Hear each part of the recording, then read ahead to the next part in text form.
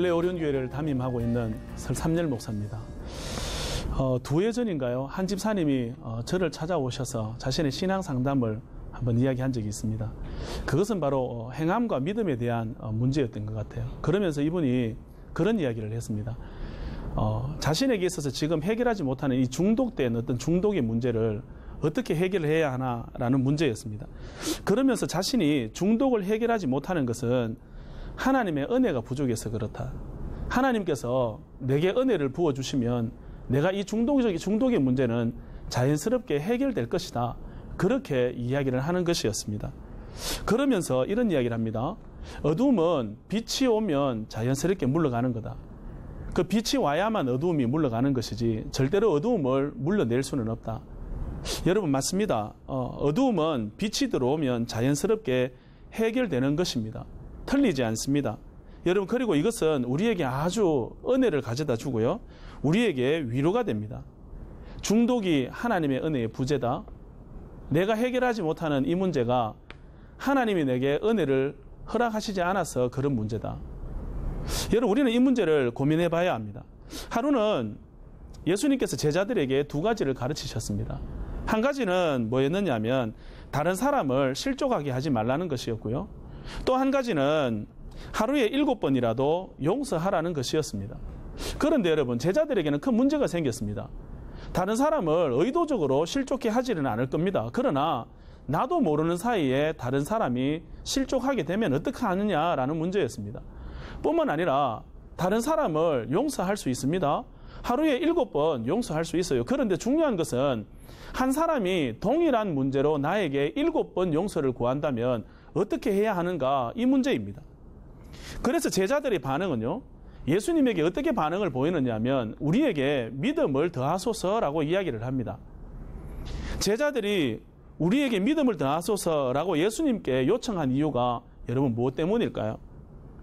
실족하지 않게 하는 것, 하루에 7번 즉 완전한 용서를 하는 것, 자신의 힘으로 믿음의 분량으로 안 되니까 더 강하고 큰 믿음을 달라는 것 아닐까요?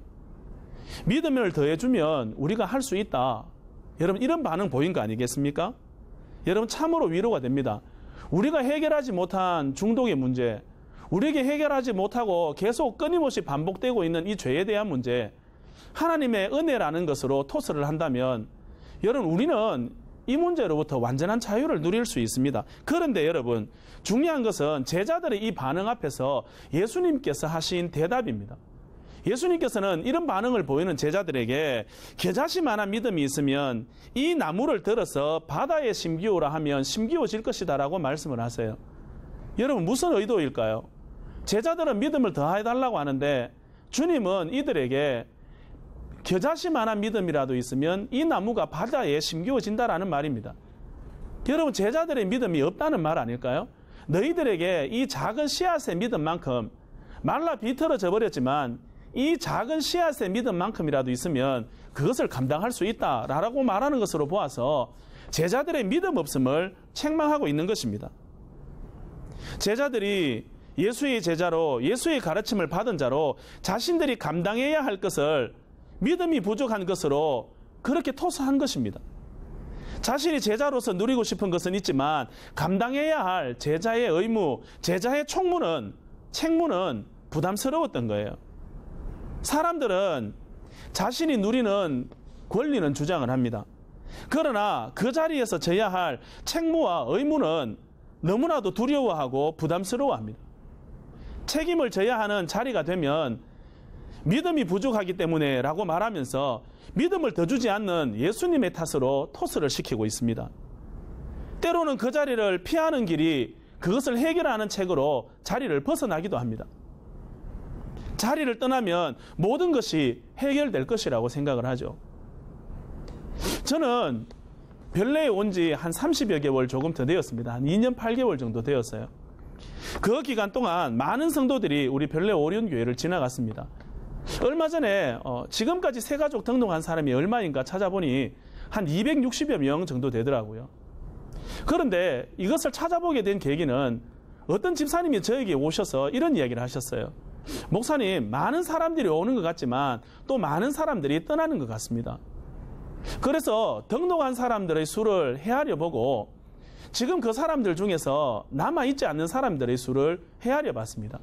그러니까 한 60여 명 정도쯤 되더라고요.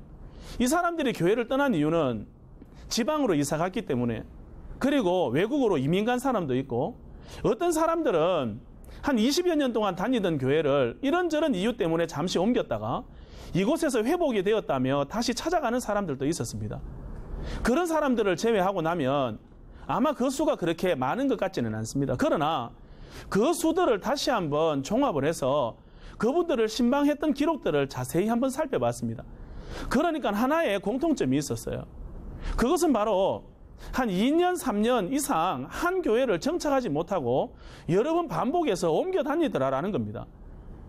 여러분, 이분들이 왜 교회를 옮길까요? 여러분, 이 문제는 우리 별내 오륜 교회만의 문제가 아닙니다.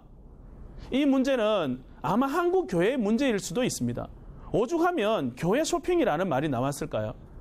여러분, 이들이 이 교회를 이렇게 쉽게 떠나는 이유가 무엇 때문일까요?